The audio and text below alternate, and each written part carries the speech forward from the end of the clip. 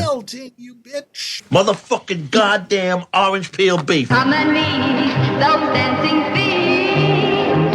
On the avenue, I'm taking you to 42nd Street. Hear the beat of dancing feet. It's the song I love, the melody of 42nd Street. Little 50s, It's one fucking hour time. Of course, this is the show where we talk about one goddamn movie and just have one fucking hour to do it. And what are we talking about? We're in the 30s again. It's the 1930s here on one fucking hour. We're doing the 3 for 30s episodes here. Very excited about that. But let's introduce everybody. To my left, of course, we got Big T, Tom Fitzgerald. What's going on, T? Hey, I think this is going to be the one for me where the format, 1 hour limitation, with this film breaks my brain. Okay, well, we're going to get to that. I'm excited. No, this is going to be a big deal. Of course, we'll get to what it is. But first, we got, all the way to the right, we got Mr. Marcus Herring. Marcus, welcome back. What's going on? Hello. Once again, I'm just happy to be here. So thanks for having me, guys. Oh, good. And returning to the show for the first time in 111 episodes is Taylor Rowley. Taylor, welcome back to the show. How's it going? Good to have you. I'm good. Thanks for having me back. Can I be Little T? Yes, Little T. We got Big T, and Little T. But yeah, this is exciting. Taylor was on the show. I think it was year 1 of the show. I think it's like early episode 20-ish. You were on for Welcome to the Dollhouse, which was awesome. So that's in the archives if you want to check it out. But what are we talking? We had a lot of contract negotiations. Yes, exactly. Yes, lawyer stuff, and it finally got that all the gummed up stuff settled. Yes. And now we can finally up in escrow. Yes, exactly. There was a lot of cease and desists in play. But we were able to sort things out. Now we're here. And what is here? Well, it's episode 131 of the show. We're doing one fucking hour on The Wizard of Oz. Very exciting for the 30s series. Yeah, I'm very excited to get into this. Again, as Tom alluded to, there's much more than just an hour. So this is going to be a serious challenge. Brace yourself. Spray bottles may come out. Who knows? We're going to see what happens. But before we get into all that stuff, I do want to give a quick shout out, of course, to the One Fucking Hour Patreon. Guys, the Patreon, which is at patreon.com/onefuckinghours, where you can sign up for just $5 a month. And it gives you access to all of our bonus eps and 24-hour early access to every single episode. How cool is that? And we have some audio commentary tracks up there as well. Thanks to everyone who signed up this far. But we're going to have a new bonus episode dropping probably in the next few weeks here. So if you want to hear that, that's the only place to get it. We're going to announce what that bonus episode is, by the way, which is very on theme for what we're doing right now. So stay tuned to the end of the show. We're going to tell you what we're doing next week with the poll. And we're going to tell you what we're doing, of course, for the bonus ep. So stay tuned to the end of the show for that. Only way to see it is up on the Patreon, or if you want to keep all your bullshit on YouTube, you can go to our channel homepage, find the join button, and become, Taylor, do you know about this? You can become a moment of the YouTube channel. Same price, same benefits, gives you the same access to the same shit. But we appreciate your support nonetheless. It's the way we keep the lights on here at the show. So thank you everybody who signed up so far. Indeed. Appreciate you. And we are ad-free. We are. Well, I'm supposed to read that Sattva coupon exactly. soon. I know. We rejected that MeUndies. Yes. What would the promo code be, Tom, for MeUndies for us? I don't know. Okay. You don't got anything? All right. All right. Blank. Okay. I'm nervous. There's so much wizardry. Okay. I love it. All right. So... Okay. All right. Anything you want to get in before we start the show, or is that's kind of illegal, I guess? Yeah, right? It's illegal. Okay, that's illegal. No. Okay. Lock it up. Okay. You can't cheat at the beginning of the show. That's true. That's true. Okay. Cheat after. Cheat after. Okay, everybody, here we go. Clock is in place. We're about to do it. Here we go. Oh, sorry. Locked and loaded. Here we go. All right. Here we go. So it's The Wizard of Oz. There's no synopsis that's really needed for this because everybody knows this movie. We tend to do that for the sort of obvious flicks here on the show, but something that is just very interesting. And obviously there's a well-documented history with, David Lynch's love for The Wizard of Oz. And of course how, it's very influential on his movies. He makes a lot of references to them, so on and so forth. But something I thought was very interesting in that he has said on record about this film, that there is not a single day that goes by in his life where he does not or did not think about The Wizard of Oz. Pretty amazing. And also found it pretty interesting that John Waters was also majorly influenced by this movie.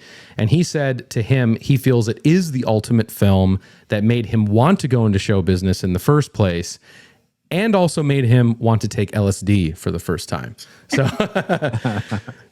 and those guys are titans, and yeah, you do see their influence, the film's influence in both their stuff. Yeah, 100%. It is like the ultimate movie. I mean, if there is a single ultimate movie of all time, it's this one.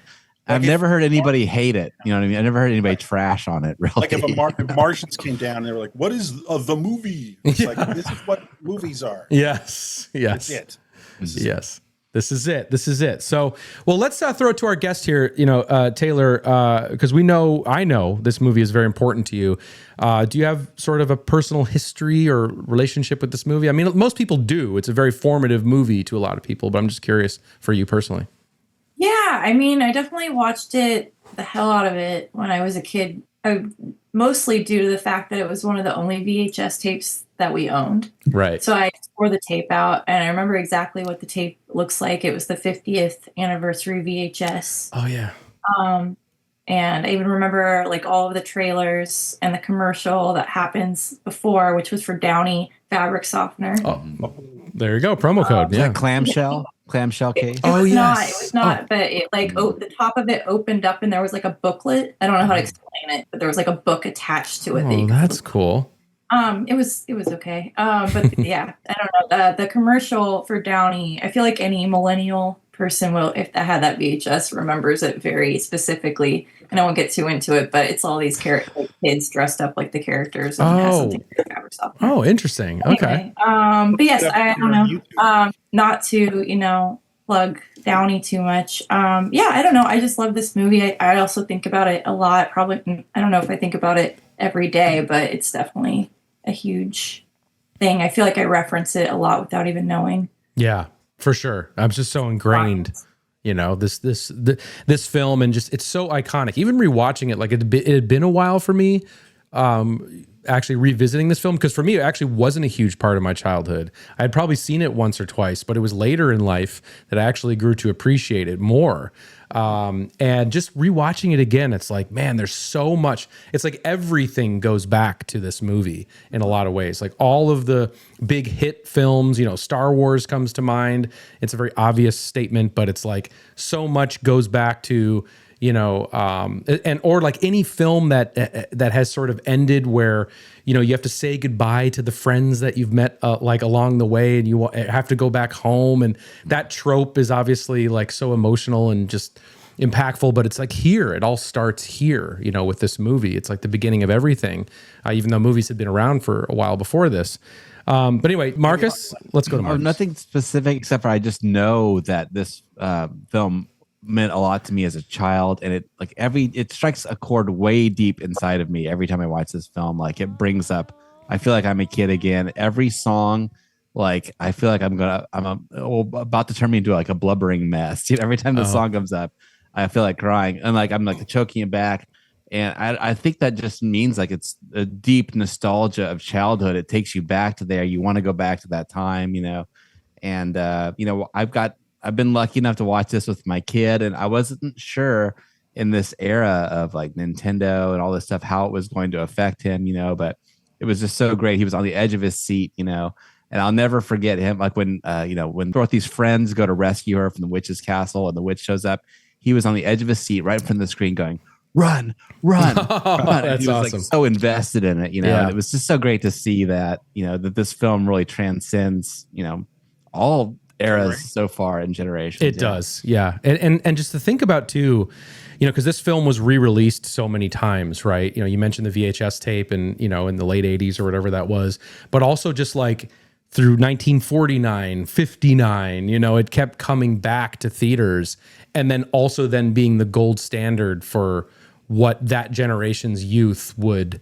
like it would be their whole center and world, and probably introduction to movies in the first place. So it's this very elemental thing that anyone can relate to, and just works on such a primordial level. But yeah, it's primordial film. And for me, my experience was that one where it became one of those holiday movies. The way, for some reason, King Kong, for instance, was a Thanksgiving movie. I don't get that, but a tradition. I would watch it, and I just rewatched it again yesterday, and it'd been quite a long time. Like you had mentioned, and it's been a long time actually. And it was weird because it's sort of like somehow watching this is as if you could watch your dream when you were 6 years old, And so it was. It's almost chilling. It's like, as it's so vivid. I think because the frequency of viewing it, but also it's just so strong. We'll get into that, like just it's indelible. The images, the characters, the faces, just indelible visual. It's such a visually strong film because this is just the first few years of the talkies, and films very often became like, oh, what are films? Especially with talkies, they're filmed plays, but this is so strong visually. Yep. And almost every time you stop the film, you could frame the picture, and put it on your wall. It's just so strong visually. The colors. The colors. Like the film is but just the last little thing for me is we grew up very poor in my household. So I know this film on black and white television. Oh. So I had this very odd experience of, ooh, wow, she opens the door after the tornado and it's black and white. And there's that distinction. I saw that for the first time when I was like 25 years old. Oh. I know only black and white Oz. Wow. I mean, you do know that something's changing because everything looks nuts, but it was not through color. It was through the telegraphing of the Munchkins and shit, right. And the witch to distinguish it. But I had otherwise no distinction. That's at all. wild. So it's very odd. So everyone out there, watch Wizard of Oz in black and white. That is wild. That is interesting. I guess that was sort of like what was when it came back to TV in the 50s. That's what must have been too, as people were watching it in black and white. That's true. Yeah. Well, so what I was going to say is, speaking of black and white, no better place to start but at the beginning. And I always feel, in a way, maybe I'm wrong, but that the beginning of the film in Kansas, it gets a little bit of a short shrift because it's so alluring, everything else, in Oz and everything. But I'd love, in a weird way, I'd love to have done an hour on just the Kansas part. So maybe I'll just open it up. I mean, just to you guys, but you get her world. She's it's not just black and white, but it's also very grounded in reality. Like, what really got me was, she's so excited about, something or other. And she goes to her aunt and uncle, and they're like dealing with like a problem with the incubator. Yeah. Right. It's like, incubator. Yeah, it's so not magical. It's just like, honey, we might lose all the chicks and like the incubator's screwed up. And it's just like so grounded in like bummer reality. So Kansas reality. Yeah. I'll open it up to you guys. Just the black and white stuff. Yeah. I mean, Taylor, you're a big fan of this section, right?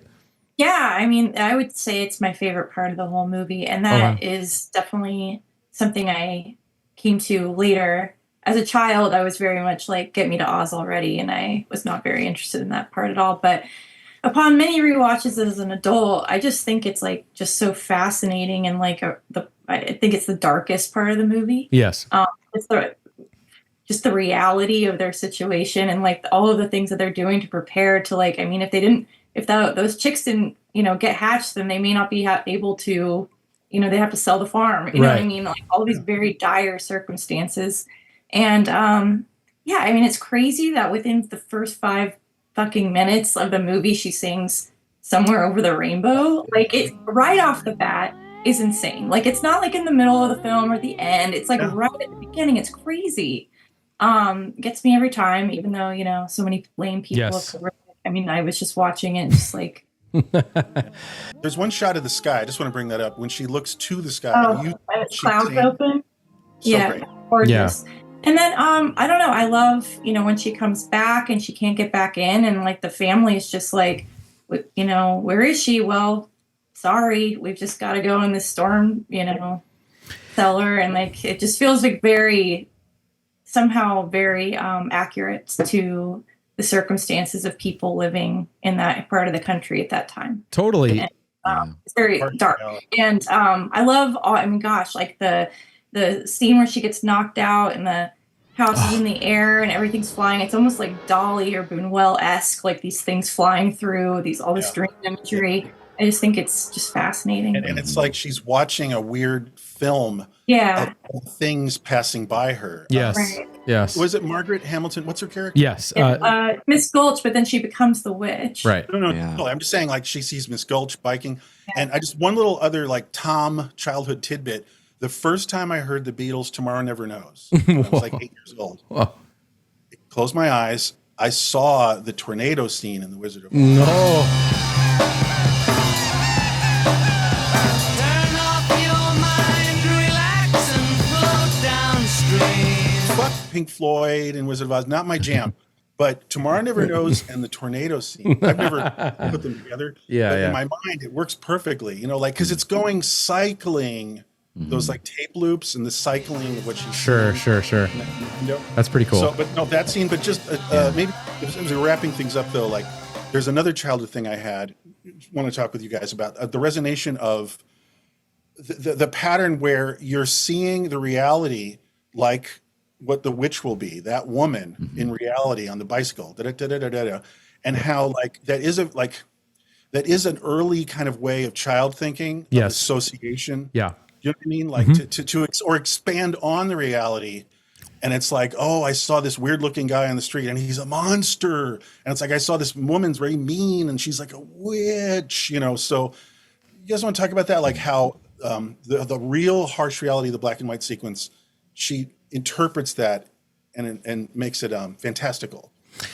Yeah, I think that's like super interesting because it's sort of like, as you were saying, because I mean, so many kids responded to this movie, in terms of like, throughout the generations, but it's how they process the world. Like the film does a very good job of sort of executing like a childlike sort of, mindset in terms of how these things are represented throughout the film. So, but it is so cool that the film does have this harsh juxtaposition between reality and what it is, and then of course the fantasy world of Oz, and it's such a cool choice. And for me personally, the tornado section, which is just a completely stunning visual effect. When you see it, it almost doesn't make sense that they were able to achieve that when they did. But it is like, it's not an optical thing. It's purely just a miniature, set that they had taken like a huge piece of fabric, I think like a 30-foot piece of fabric, and wound it up against chicken wire and sort of rotated it to make it look like that. And then, blew dust everywhere. And it just looks like $1 million. It looks incredible. But that's And those close-ups of her face in profile. Oh, and it's like tilting. Oh yeah. It's like she's like extreme dreaming or something like that, Yeah. When you see the house falling, I mean, David Lynch, but like For her sure. face in profile dreaming and the house falling to the side of her face. That's just, this is why this film is so indelible. That's just such strong imagery, and it would translate to someone 100 years from now, all over the world. So elemental. Yeah.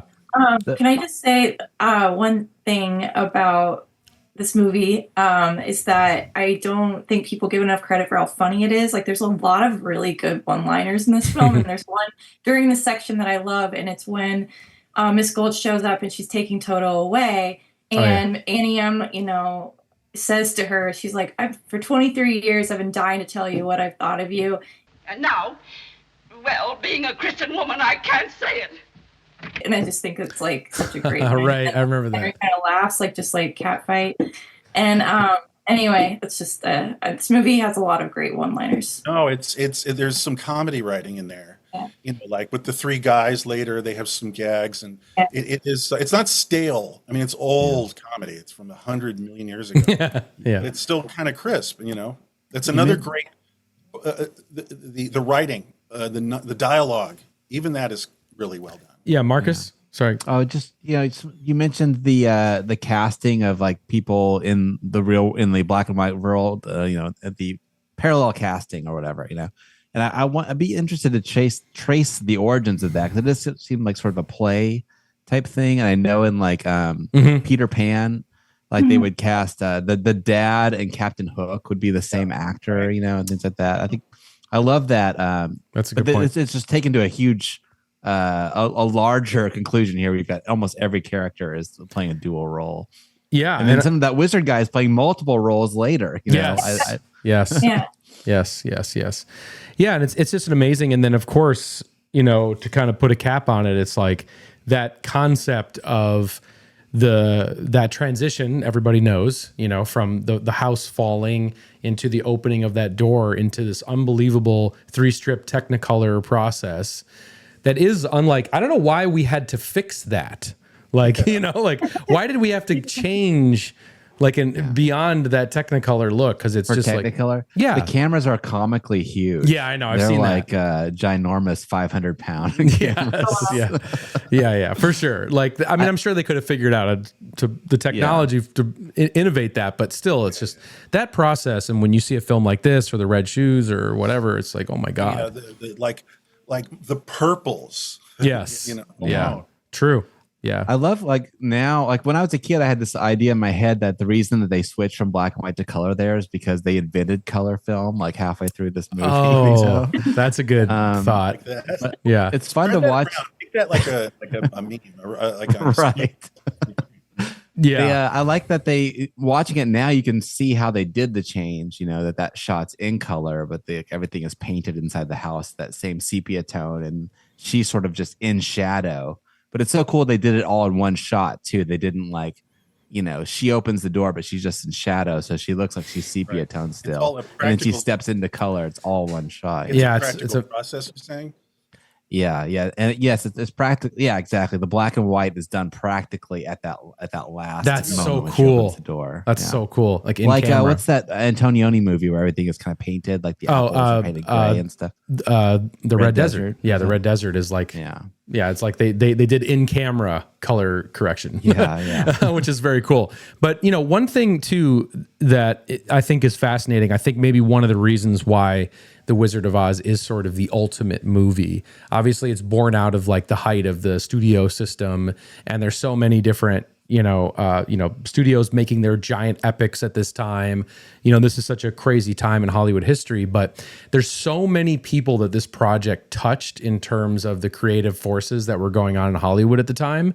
Like, when they decided to make this movie, this was sort of thought as an unfilmable movie for so many, because there had been so many failed attempts at making cartoons or making theatrical productions of it as well, and including a bunch of silence done by L. Frank Baum, right? He directed a bunch of failed silence for it. That's right.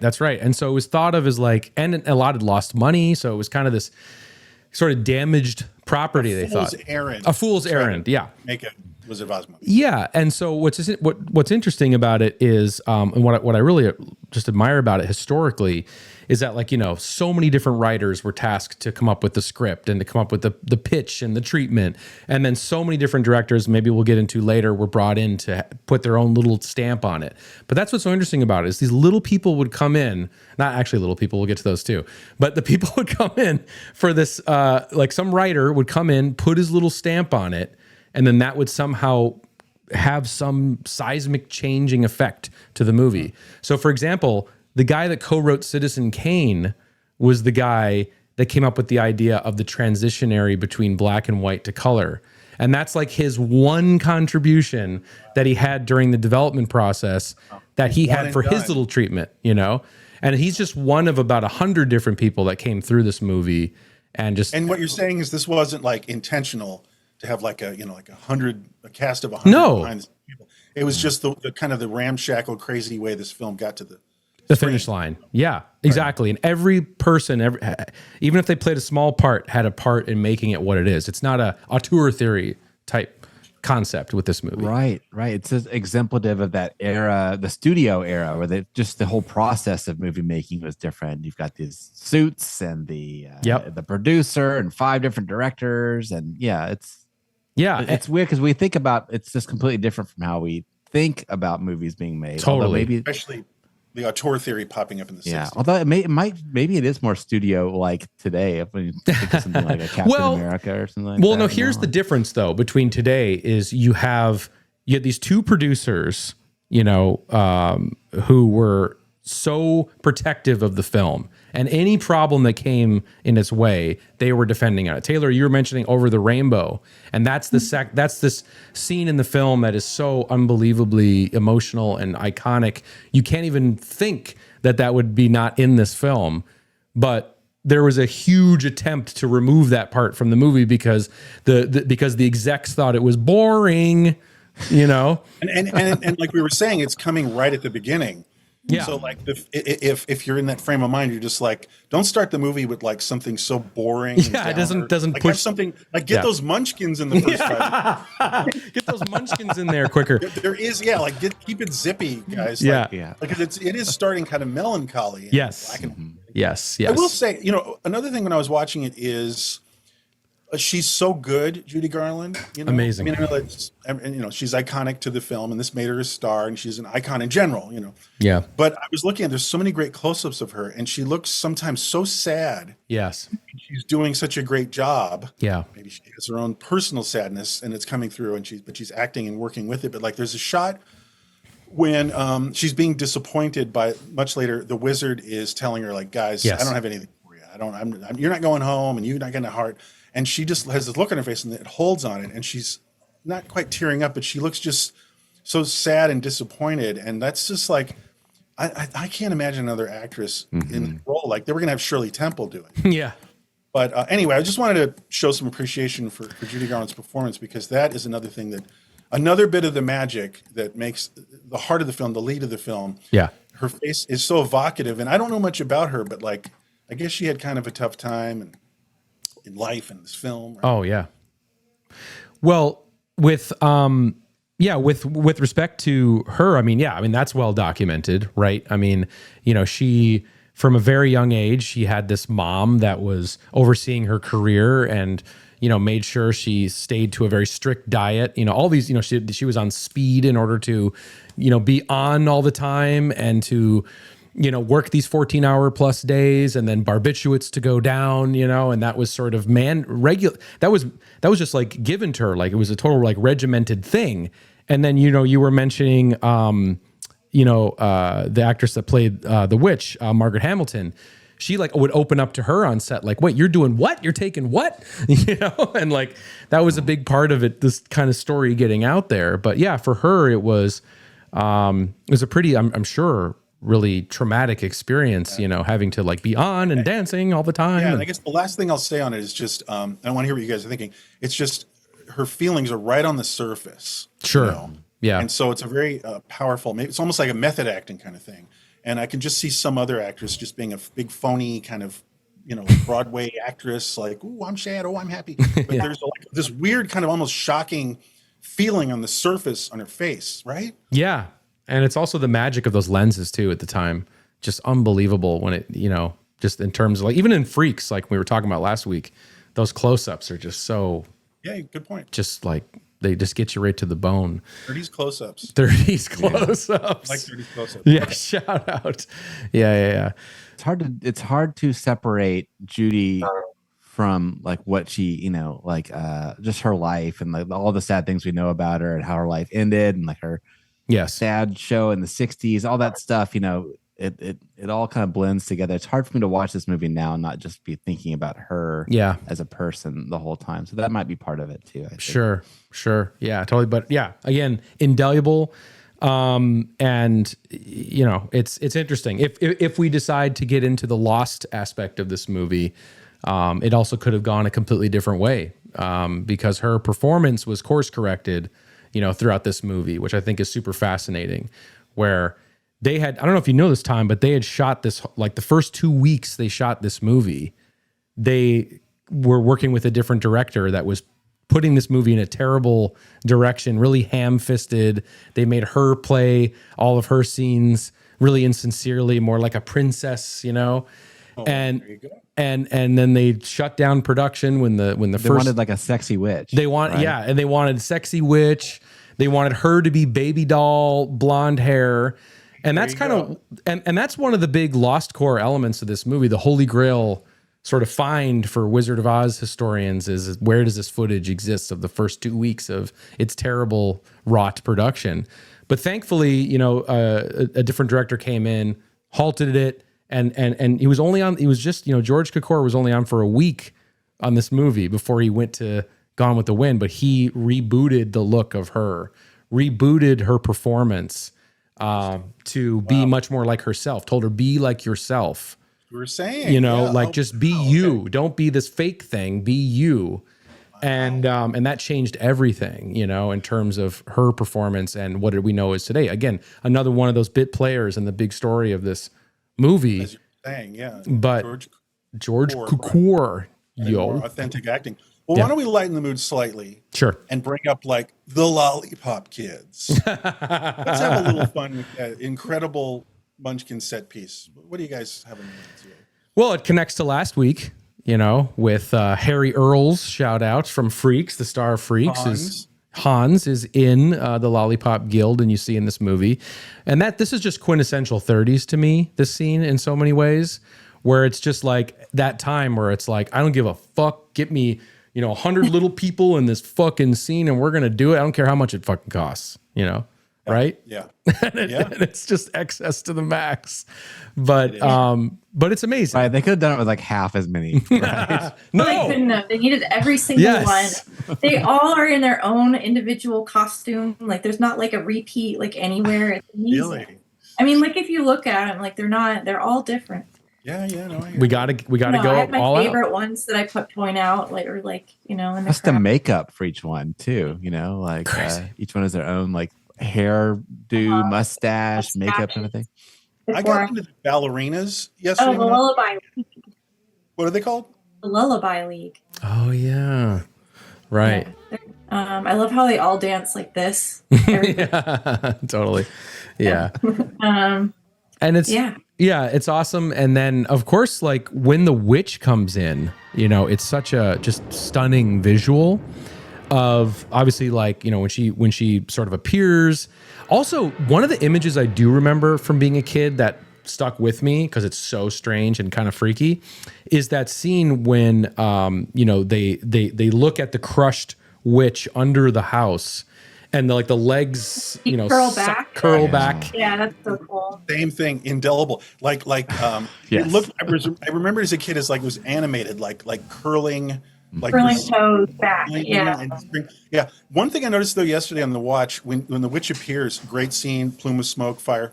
This is so weird. All of the Munchkinland people, they know what to do. They know the drill. When the witch pops I know in. they're like laying All supine lie on on the the floor. ground. Yeah. Yeah. They're all lying on the floor. They're just like, is she still there? Is she gone? I'm lying on the ground. Yeah. And they're like, and then Glenda's like, it's okay, you can get up. And then they all Right. I just love that they know the drill. Like, oh, she's here. Okay. Like Yeah. hit the decks. Anyway, And- very so demented. And Glinda coming down in that bubble too is like such a great Yeah. oh my God. Yeah. yeah. So beautiful, that bubble. It is. I It was saying, is. see that light purple. Yes. Those fireballs are so big and so cool. It's And they look so good on the Technicolor too. Those bursts of Can I flame. interject because this is a nightmare, but I'm just curious. I want to ask you guys. So we're seeing parallels in Dorothy's life. We were talking about the harsh reality, black and white, and then there's these fantastical versions of what's in her life. Now, the witch is obviously the lady who's hounding her about, you know, Toto. Miss Gulch. Now, but the good witch, I thought maybe is that her mother who's died because in the story Dorothy's parents have died, right? And she's staying with aunt and uncle.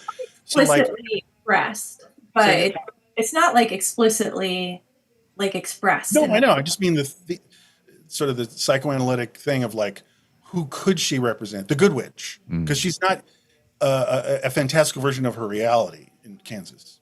Yeah, I don't know. I mean, or maybe it's like, you know, she's living with another relative in Kansas or something, but it's still that image. Go ahead. Dorothy, like future Dorothy, or just like the fully realized Dorothy. Right. Oh, that's interesting.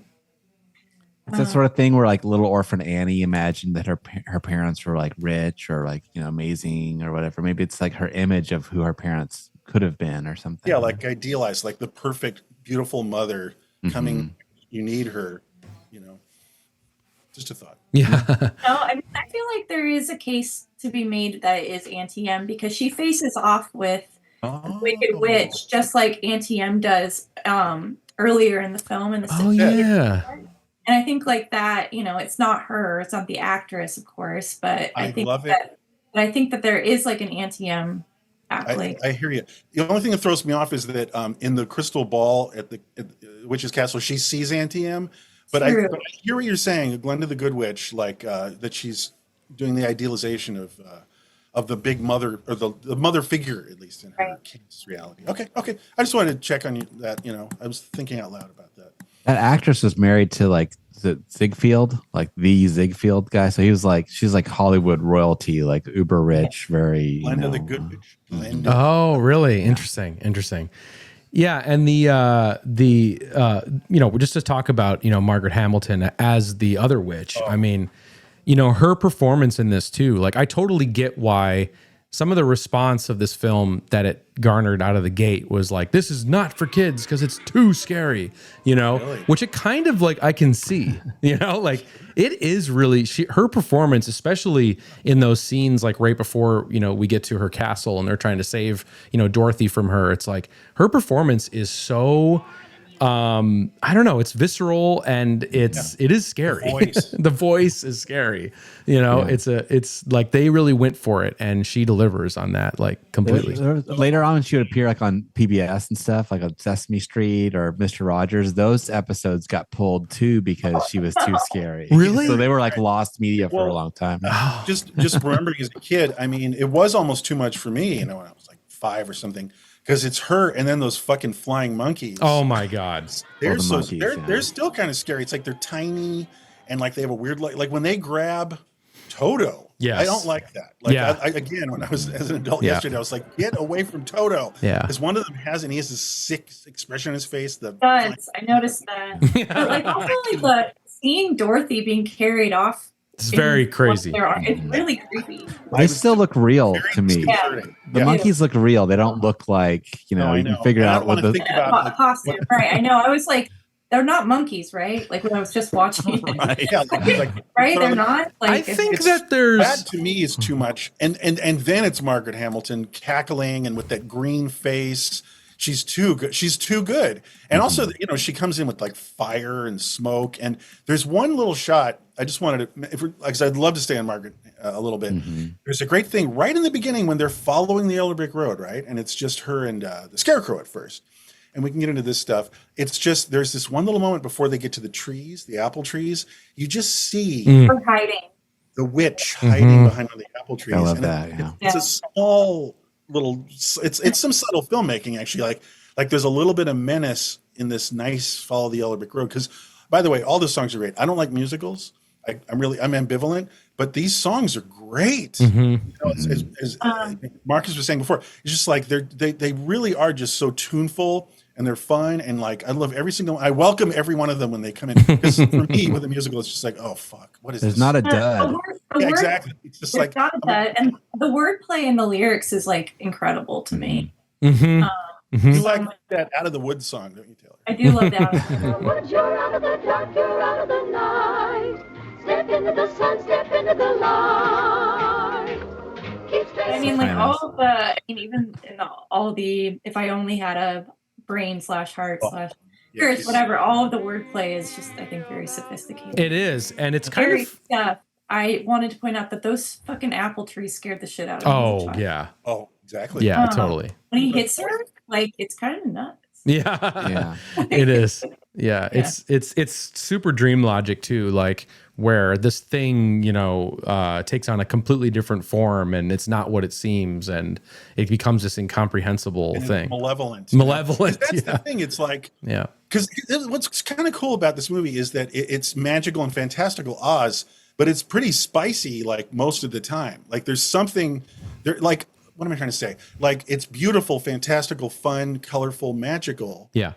Times, but it's also dark fantastic. Yeah, of course. Right in the beginning, and right in the beginning of their journey, it's the apple trees, and then of course the witch is always there, and then the whole thing with the castle.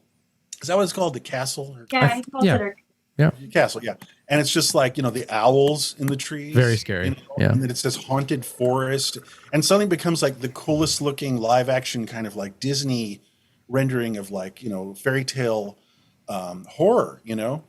Yeah, I think it's also like you can see why Lynch like resonated so much with this movie too, because it just has, like it has all the aspects of a dream, right? It's kind of getting lost in this labyrinth of sort of a weird, surreal environment, but it's also that like the dark spirits that can inhabit your dreams. That's what I'm saying.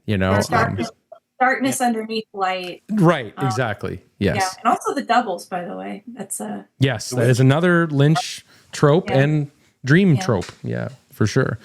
Wait, I want to, before we move away from the songs, I just wanted to say like that each, like you can't cut the songs out, they're integrated with the storyline. And that was kind of still new at the time, that you could have a musical where the songs weren't just like an aside type thing, Yeah. Like they propel the story forward. Yeah, they're integrated into the story. And what's like just also to imagine like the challenge of coming up with music for a movie like this too. I don't know. Like it really hadn't been done, I feel like, where there's like this fantasy film, for lack of a better term, if we're going to put it into a box, but it's like then to come up with, song and dance and also like narrative propelling music but also for it. Like you were saying, Taylor, like really crispy lyrics, like the lion has all these great things, all these puns sort of about like, like I'll show that brontosaurus. Oh yeah. Not even a rhinoceros? Imposterous. How about a hippopotamus? Why, I trash them from top to bottomless. Yeah. That's still really good. Yeah, for sure. I love that he gets his own little song there. There are all these like, there are a few cut songs too, like in the Lost Core side of it, where there's a jitterbug sequence that was cut with like just like there was an animated like jitterbug or something that caused them to dance the jitterbug. They cut that part out of the movie. Yeah, and they actually, there's a line in the film that I noticed just now on the rewatch that I never noticed before, where when the Wicked Witch sends off the monkeys to get them, she says, "I've sent an insect ahead." They'll give you no trouble, I promise you that. I've sent a little insect on ahead to take the fight out of them. To get them to That's do it. something to them. And That's then you're the like, jitterbug. I was like, wait, that has to be the cut jitterbug scene in there because there's no insect. Yeah. And never referenced ever again. So it has to be that. So it's just like this throwaway line. What's really fascinating about that and that whole thing is, again, we talked about Freaks last week with there's a whole half an hour of that movie that we'll never see. It's lost to time. And this is similar too, where there was about a half an hour-ish that was cut from the film. I think one or two scenes might still exist, but for the most part, it's gone to time. And what's really interesting is in the final product of this movie, you can tell some of the, like, that there's still some continuity errors that are there because of what's missing. And especially it comes across with the Wicked Witch, where her performance, some of the reasons that it's so jagged and it's so like almost jump cutty, like even when she first appears, like some of her first interactions you see are like, and she's like, jarring. And it's jarring, and the continuity or the 180 rule or whatever is all fucked up. That's because there's just sections of her dialogue that are taken out. And I think that accidentally makes it more terrifying and amazing. Right. So Get you off kilter. Yeah, It doesn't have the smoothness of like film. No. Grammar. Yeah. No. I think that's super cool. So, and the monkeys too. Sorry, I just want to one more second on the monkeys. Really? The monkeys. And they're flying. They're flying monkeys. They're blue-faced. They have big smiles fixed on their faces. Yeah. They also look like old. I know. Like old It's very strange. But again, they're horrible. To me, very indicative of let's make a big fat movie in 1939. We need the little people, we need the monkeys. Let's fucking go, you know. And I love that. The monkeys, I wonder, because like the Winkies, like the guards are clearly like, oh, thank God she's dead, and you think maybe they just get kind of acclimated into like residents of the Emerald City. But what happens to those monkeys? Yeah, they look like they're bad. Where are they news. going? I heard Like, I did read that they in the books the monkeys are good, Oh, you know, and that they're under the spell of the witch or something. so Similar like thing the with the cards. Winkies. Okay. Yeah. And I don't want to get too like, you know, into the Lynch parallels because there are so many, but it's hard not to think about Winkies from, you know, Mulholland Drive. yeah. Winkies. Yes. Winkies from Mulholland Drive, but they also look like the person behind the fucking diner behind Winkies. Yeah, sure. Right? Sure. Like it's like that's it. Sure. No, I got you. Yeah, I Scary. never made that connection. Right. You know, Winkies. It's on his mind all the time. But the castle, okay, and this is where Marcus, I was thinking about you because I was thinking about Star Wars, you know, and it's so freaking Star Wars in that scene where they dress up as the Winkies. That's dressing up as the fucking stormtroopers. Like stormtroopers, yeah. And going into the Death Star, you know, to save the princess. I mean, that is the fucking movie, same movie. That's exactly, yeah. You know, it's even like, and there's, okay, one more and I'm done. There's even when the monkeys take the scarecrow away, you know, and then he falls and there's all of the C-3PO. that's C3, that is a C3PO scene, you know. Or the Jawas and the Munchkins too. Yes, sure. Right. It's all here. Yeah, what the fuck, George? No, it's okay. The ensemble cast. Yeah, the Well, Tin like Man the is C-3PO, right? Like a ragtag group of people with like no superpowers at all, like, you know, and yes, and you know, like the They're Force. misfits, The you know, Force is like the ruby slippers, where it's like the Force is, you know, like she always has it. She always has the thing within her. It's not really the ruby slippers, or anything else. It's like what's within. No, and, Cowardly Lions, Chewbacca, you know. or Toto, or how about this too? The Somewhere Over the Rainbow is very evocative of the staring at the Tatooine moons. You know, like I mean, you know, it's just longingly looking. I know for aspirational like longing, yeah. Tatooine is Kansas. Toto is actually R2D2. Okay. Yeah. Yoda is He's the smartest one. He's What? so good in this. Toto, he's so good, and he puts his paw out during Somewhere Over the Rainbow. Yes. He's a great. I guess he's got a bunch of other movies. Like as soon as we are done with this episode, I'm going to go do the Toto Film Festival? Film Fest. Sure. Yeah, he's in a ton of stuff. But Taylor, you were saying like that he's so valued, maybe underappreciated Toto as a character. I mean, often he really is literally saving the day. Yep. Yeah. And he's not just trained to do that. Like he has his canine, His instincts, intellect. You know? Yeah. I mean, he reveals the wizard. He's the one that literally unmasks the wizard. He escapes from the castle and gets the guy to come over. He is very R2D2. Yes. Yeah. You know, I was thinking about that too in terms of just, I guess the way that L. Frank Baum came up with Oz was he had like a filing cabinet that was labeled like A through M. And Wow. The next row door was O through Z. And he Nice. was like, oh, Oz. But that's kind of like how George named R2D2 is he just saw like a real 2 something 2. Oh my God. No more Star Wars. we need a nerd alert button. No, I'm just kidding. Okay, couple things I want to talk about because we got to talk about. I do want to talk about Emerald City, but before we do that, I want to talk about the poppy fields sequence because that is so unbelievably striking and just like that's the demo section for the Technicolor, if you will. And it's just beautiful. And then of course when the snow drops and how just like, you know, Glenda's superimposed. Yes. I said aloud to myself last night watching it, magic. Yeah. No, it is. It is. This is such magic. It is. It's movie magic. You know, it's like it's pure cinema magic. You know, and it's just breathtaking to see that scene. You know, and it's incredible. But it's also very 1930s. That while we're creating this beautiful scene, you know, all that snow is just fucking like asbestos that they're sprinkling on everybody, which is amazing. I love that part of this, the whole trip of this decade, you know.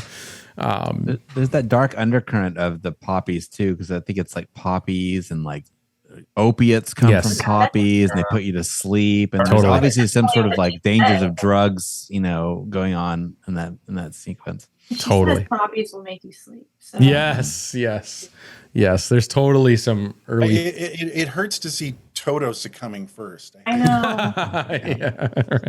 Right. It's a little overwhelming. But then Emerald City's a trip too. Again, it's more 30s excess with, let's paint all these horses for the shot. When you have the pink quick shout out horses. to the visage of Emerald City. In the Oh, distance, Yeah. green, like The that's matte just painting. like color porn, like the green, that emerald green. There are colors in that film that I've never seen anywhere else. It's true. Like hues of green and like all these, I don't know. I'm like, where is that color? I've never seen that color. Yeah, totally. Yeah, And no, that's one of them. Is to me the Emerald City in the distance. yeah. Green. The little No- twinkling lights, it's like a matte painting with holes poked in it. It's so beautiful. It's so beautiful. And it's cool. I think in like the source material, like in the books, like the concept of like Emerald City was supposed to be like this city that was so glistening and gleaming that you can't even see it, that you had to wear like these special like things over your eyes because it was so bright and beautiful. And so it's interesting the license they took to create that, because that's just almost, that's so iconic, but it's such a brilliant I was thinking, design. like, I was watching it again. It's like you're in a magical place, Oz, but inside of Oz is this extra magical destination. Yes. Of Emerald City, and I've heard Emerald City. I don't know if you guys have heard this, like in shorthand in life. Like, remember one time this woman was saying, oh, living in San Francisco, like it's so free, it's so unuptight, it's so unrepublican. It's like, but it's the whole world is an Emerald City. Yeah. It's this representation of like the promise. Utopia. Yeah. Yeah, utopia. Yeah. Right. Inside, because Oz is a little funky sometimes. Right. The apple trees and shit. But in the song they sing, he's like, we wake up at noon, go to work at 1, and then we're off by 2. Yeah, right. Yeah. It's progressive. Yeah. Yeah. That's interesting. Like, there's some weird literature out there I'm sure there's tons on Wizard of Oz, but because there's so much happening in the country at the time, we talked about this in Freaks, with the idea of it being a like kind of proto-depression sort of parable. But there is a lot of that, like writing on sort of the, like, how the Tin Man represents the factory worker, and all this sort of stuff that's happening. And it's very interesting. Coding decade, Yeah. That I always hated that. So I like when there's like what the story's really about, but for the Oz one, I don't even know. I've heard that was a guy wrote that in the 60s. He did. Yes. I've also heard that's been kind of discounted, For sure. It is. But the Cowardly Lion is William Jennings Bryan. It just takes the magic out of it. I think it's more like there could be subconscious flow happening. That's because like right now we're living in a particularly interesting time. Sure. And things are going to reflect that. So the 30s was very hardcore. So, like I could see, a little bit of a shadow of the contemporary world, which is very interesting. And that's why I love visiting the 30s. Yes. Because we've never discussed anything about the 30s. Well, I think it's cool. About the malaise of the 80s. Right. Well, the joy of this movie is interesting in light of what, World War II is just like, a couple breaking out years away. This is like the last gasp of like the beautiful, happy America, Hollywood Wonderland before the war. Well, there actually was this brief period when they were, FDR was in and he was kind of wrapping up the Depression, like they did a really masterful job with the New Deal, and they were wrapping it up. Right before World War II. Yep. It was 2 years before, 2 or 3 years before. 2 years, yeah. And so this was sort of this little grace period bubble between the two heavy, incidental, crazy times that defined each decade later. Yeah. This was, you're right. It's a little pop, But I do like the idea that, something so ubiquitous as a piece of art like this movie, that all throughout time you can find the real world parallels to relate to. I think in a great pieces of art have the power to do that, whether it's the intention of the artist or not. It kind of goes with, how Lynch also looks at his work and his art as well, too, is you can bring so much as it's a vessel, you can bring a lot too. elemental storytelling. Yeah, which this is purely. So it gets to the heart of you. And I mean, there's, we're talking about socio maybe context, but of course this film is very personal. Yeah. And we were talking about that earlier, and we can get back to that because we're actually rounding into, getting close to the end of the film here. And, like this film ends on kind of an interesting note, and I've read some pros and cons about it, like the interpretation of her going home. Yeah. But still, let's maybe get into another thing. Sorry, excuse me. Is I wanted to discuss with you guys, open it up, the significance of Oz being revealed by Toto. Yeah. We're saying Toto revealing Oz is just some goofy guy, not this omnipotent, like unreal being. He's just some dorky guy with a bunch of contraptions. And I was thinking about that today. Maybe you guys have some thoughts, just opening it up. Like, is it sort of like this awakening of a pubescent person to like the way the world really works? Or anyone, maybe. Or anyone, yeah. It's just like getting behind, like red pilling or something. What do you call it? Sure. Not that I adhere to that, but I'm just saying, like, there's sort of, especially though in children, because this is Dorothy, the revelation that like all the big presentations of institutions of state and mind and the social order, it's all just these weird, goofy, like shysters in the background. And I think it's an important lesson to learn as a child. So what do you guys think about that? And how it's rendered in this film? Yeah, I mean, I completely feel like it is sort of the unmasking of, these powers that you believe are, omnipotent or whatever they are. It's like, no, just behind it is a normal, like something you can explain and that's tangible. That's not this abstract concept. But right. Like also he doesn't help them at all. Yes. Like they have all this faith in this like figure of authority. Right. But everything that they do is on the like they've done to save themselves. Yes. And, like, save them whatsoever. Which I think is a very interesting message, that this film has, I think, which is good for kids. I think anti-God. It is. It is.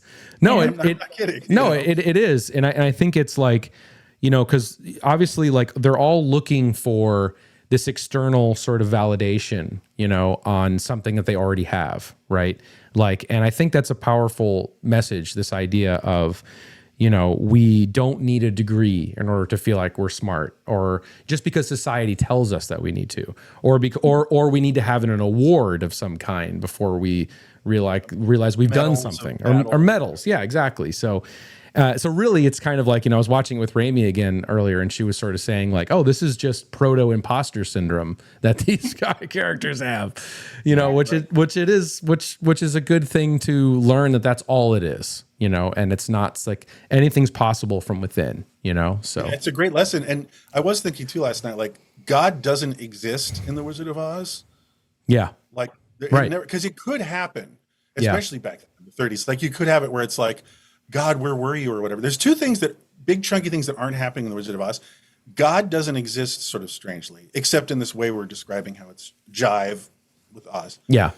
But also she doesn't meet like a boy.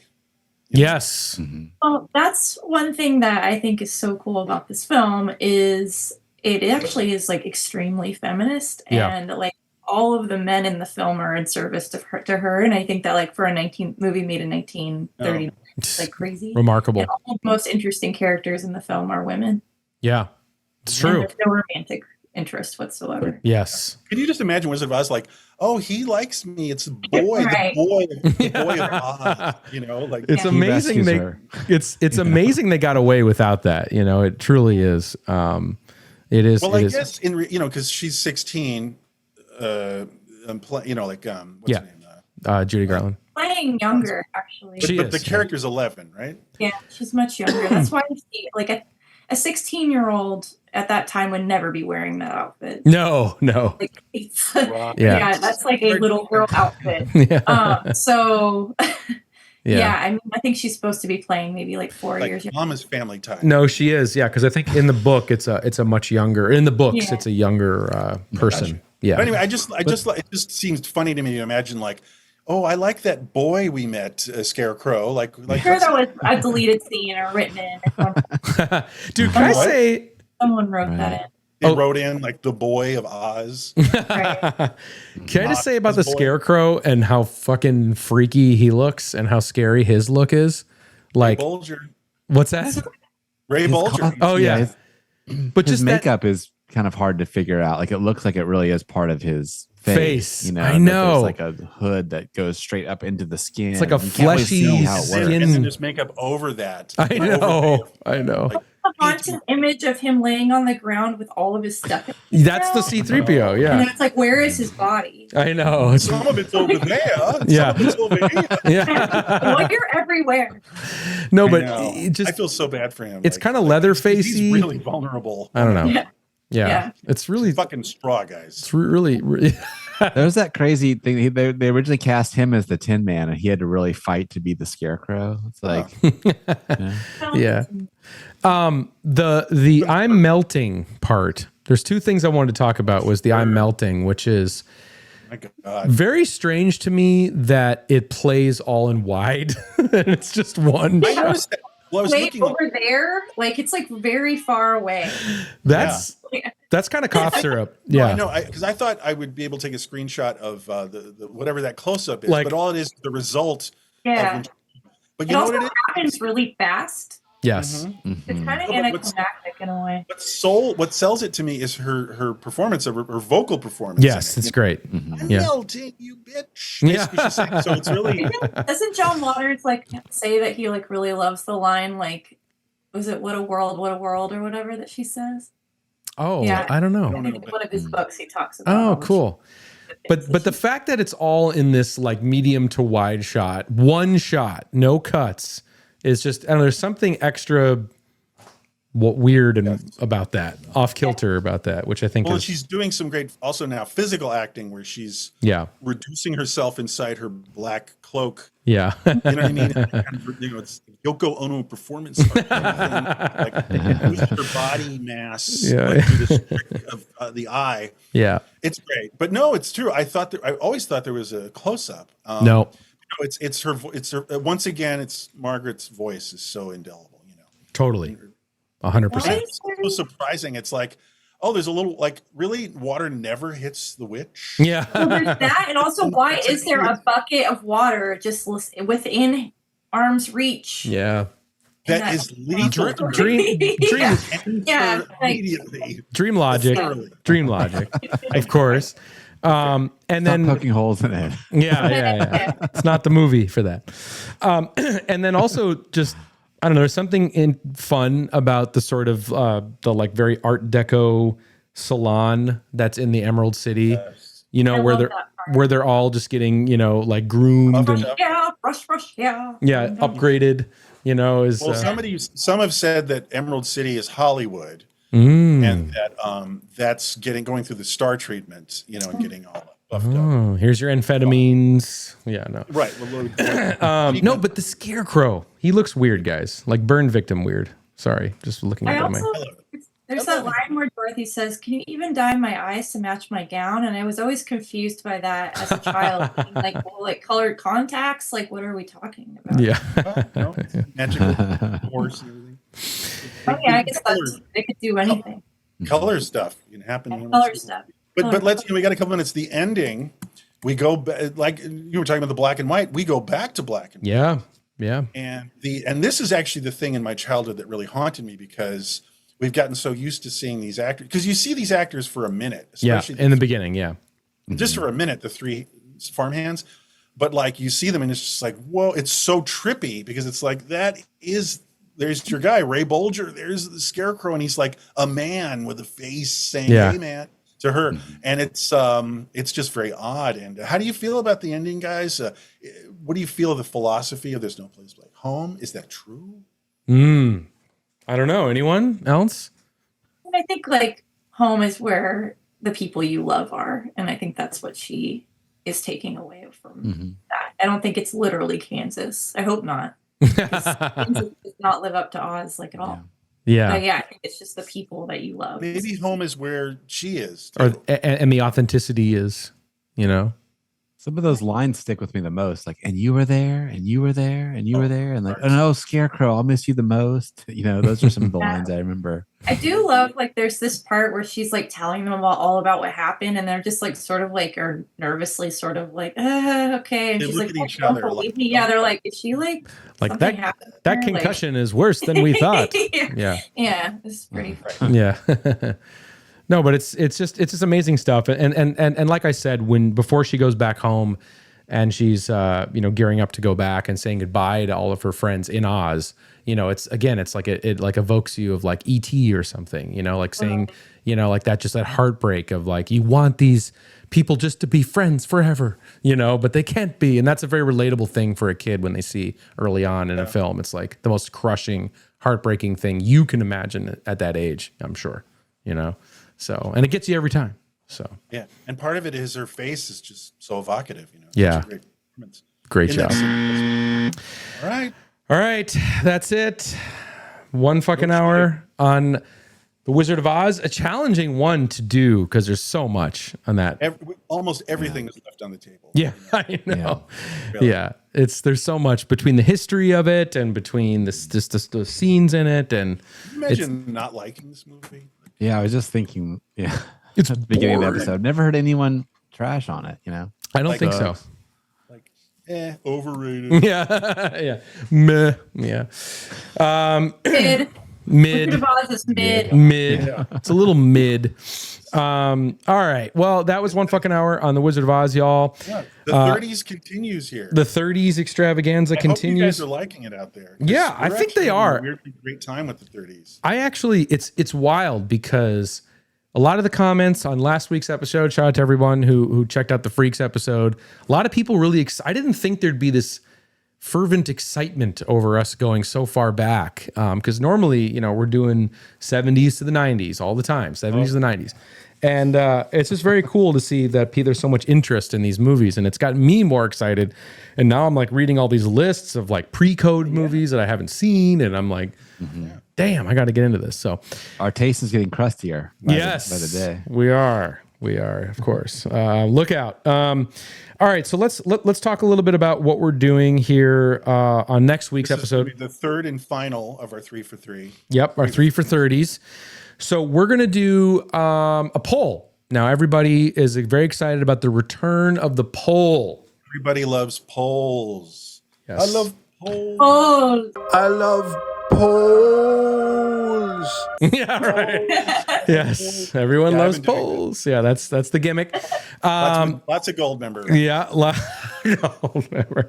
We got to do gold member at some point. oh, I have to come back on. For that. Okay, sure. That should be the Yeah, not only the one other we do. Austin Powers, but gold member. Just gold member. All right. Really drill down on gold member. I love that. Totally that idea. first. We're definitely going to do that. All right, so let's talk about the poll options. Okay, now this was very hard to narrow down because remember on Instagram polls you only get 4 choices, so we had to narrow down a lot of possibilities for films to cover for next week. Don't worry, we have a backup plan in place, but here are the top 4 choices that we went with that we think would be very compelling episodes of the show. So if you're watching this right now on the day that this episode is airing, you can go right now to our Instagram profile at One Fucking Hour, click on the stories, and there's the poll. You pick the movie you want us to cover for next week. Very simple. Here are the options. And then we only have one day to do it, just to be clear. One day, 24 hours, y'all. That's it. You got to get it in. So if you're watching this within the first 24 hours of this show airing right now, as you're hearing me, you can do it. If not, you lost, you snoozed, you losed. Okay, so the first option, let's go through all the options. Number 1, the first choice is, Tom, I feel like this is one you can kind of fill in for us. Okay. King Kong as option number 1. Tom, tell us what that might be. Earlier in the episode, that it's one of those holiday movies that local TV would air. This would play every Thanksgiving. I watch it every Thanksgiving. That's an interesting routine. I like that. Watch it Thanksgiving, yeah. And I, of course, being an idiot like myself, I watch an old VHS recording of a WRTV 1981 really? broadcast. Yeah, I do. Oh, that's fun. Awesome. Do you have a rip of that, by the way? I'm gonna hook everybody up with that. All right, so then that's what we'll cut to in the episode. That's how we'll watch it. That's how we'll watch it. I love that. I love that. Cool. But anyway, King Kong. I mean, I don't have the Baby Got backstory too much on it, but I'm sure there's tons actually in that one too. But this is like, this is funny. We're jumping around the decade a bit, and Freaks was very primitive. It felt like just a few years since talkies existed. Right? Sure. And this film is but then Wizard of Oz is a huge jump. Huge jump. It's unimaginable. Yeah, it's the same just decade. Years after, Yeah. the filmmaking of Freaks. This is going back a bit. It's kind of in the middle, King Kong, so that it's a technological marvel, and it's super exciting and super crazy. And I can't imagine people's hearts must have been pounding, in the 30s, the way they didn't have like the kind of, like overbearing entertainment that we've all had now for decades and decades. This must have been the most exciting film ever. It's iconic.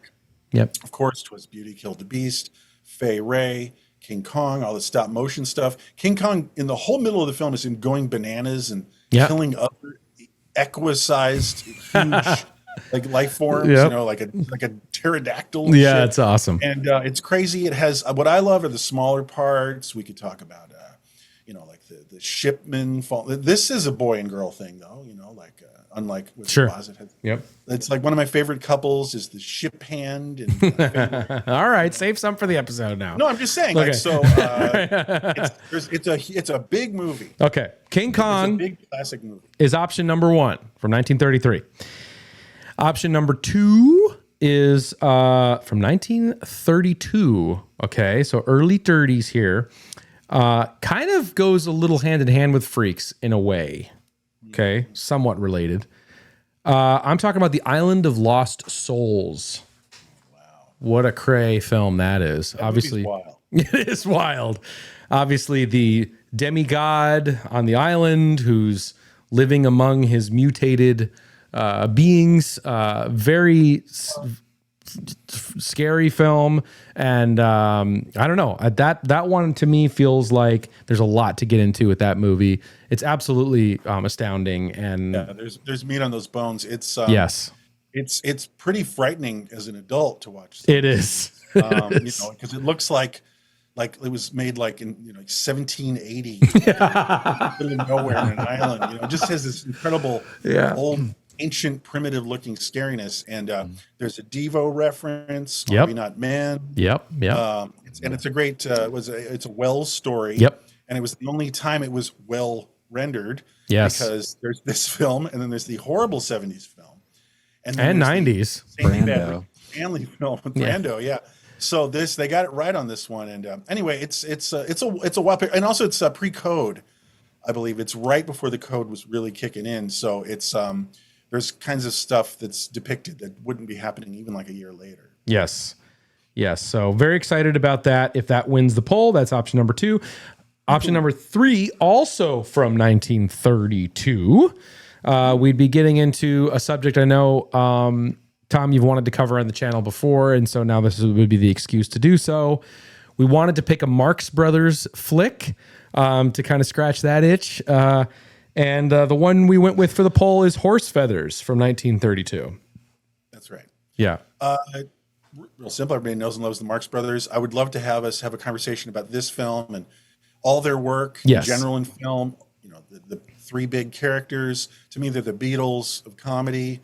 They're hugely influential in cascading through the decades, and it still continues. And it's some of it's again, it's remarkable. It's funny, and weird and cool. And sometimes I'm into Harpo. Sometimes I get really into like Chico. Anybody really fuck with Chico and his malapropisms, and strange pronunciation? Oh my God! But then I'll shut up. Is when I was a child, it was so haunting when these crazy zany movies get quiet and like beautiful and still. And Harpo, who's been a big crazy idiot the whole time, he's like playing the harp beautifully. It's like, what is this? Yeah, I know. When I was a kid, this is more kid stuff for me. But it is, yeah. Marx was on a lot, and just these were so indelible to me. And of course, Groucho. And I did see a lot of people in the comments who were like, Marx Brothers. Oh, really? Yeah, there were some people who were wanting to see that. So here you are. Sick. Here's your opportunity. So if you want to see it, that's option number 3. Vote for that. Option number 4 is the earliest film on the list. And this one, again, I mean, this is a monster. hugely influential movie, and it's from another land. This is not an American film. We don't do, for some reason, we don't do a lot of those around these parts, but here we go.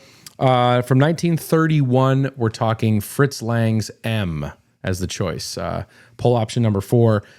Again, like, it's hard to imagine, like, you know, this movie, German thriller about Peter Lorre plays a serial killer that preys on children, very dark subject matter, and the way that's rendered and how this film handles it. But it's also a very methodical police procedural, probably the first of its kind, tracking down a killer, and you're seeing all of these, cinematic tricks and tropes being invented in real time in terms of how we would sort of, tell a story like that, like an unfolding mystery of how we're going to catch this guy. And of course, really Peter one and just beyond influential. Beyond. Nothing like it before. And then, yes. And also fascinating history, made during when Hitler's coming into power, and he thinks that this movie is, a big criticism of him and, and all this stuff. And so it's a very interesting what's going on in fucking Germany at the time.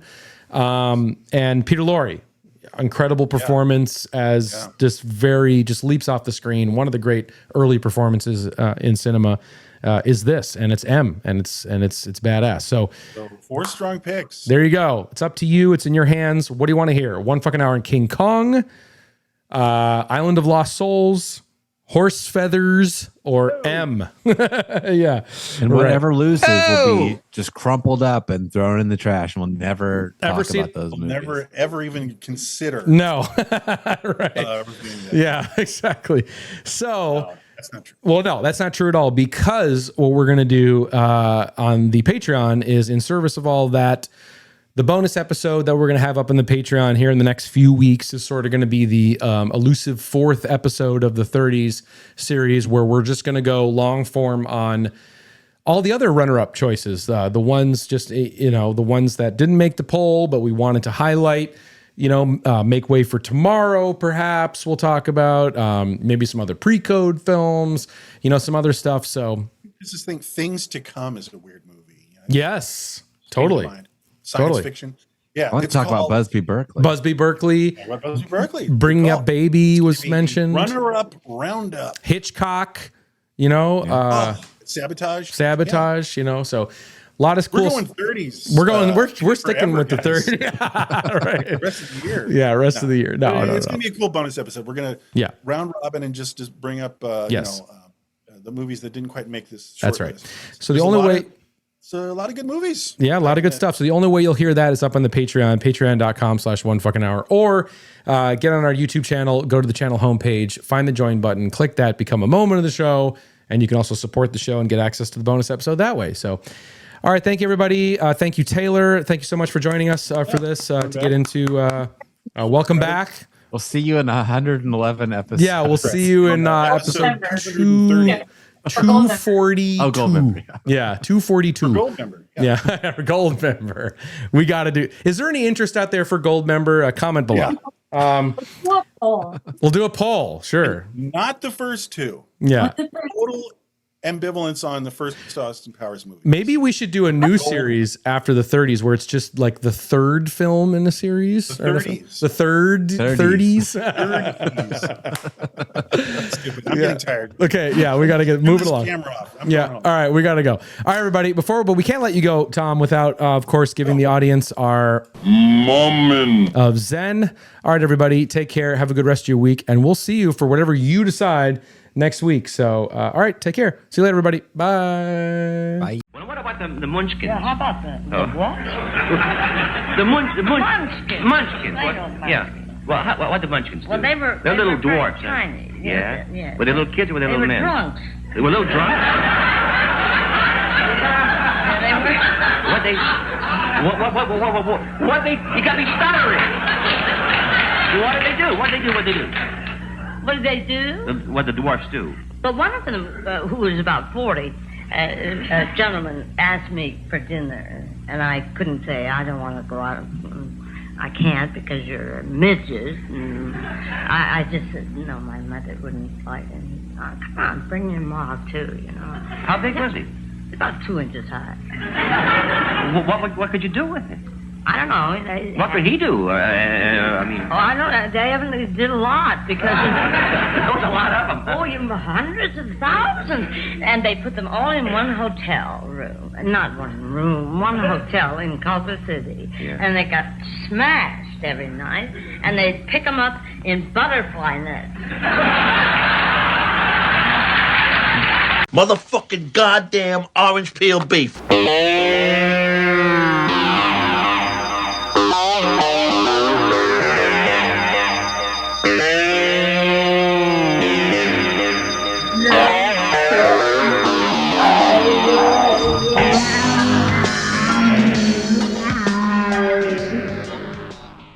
That was wicked, man.